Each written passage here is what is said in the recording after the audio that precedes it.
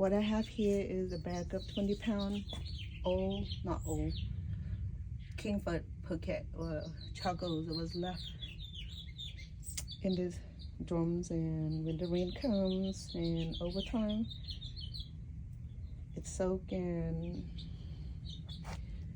turn this Phuket into muddy pile of mud here. So I thought it was waste of bag of Phuket, and so I had thought about ideas of restoring them by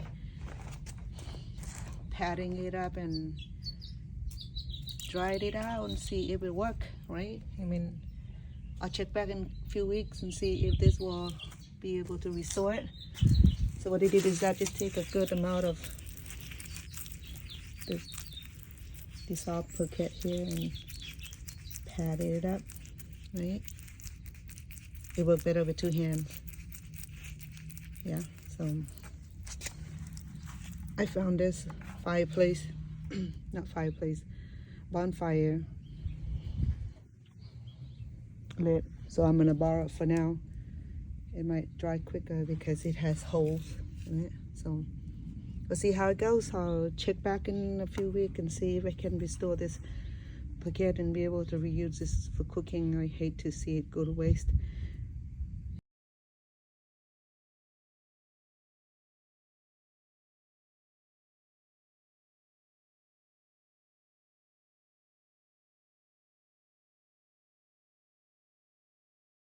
It needed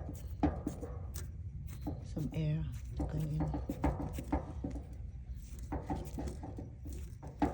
It dry faster, I think.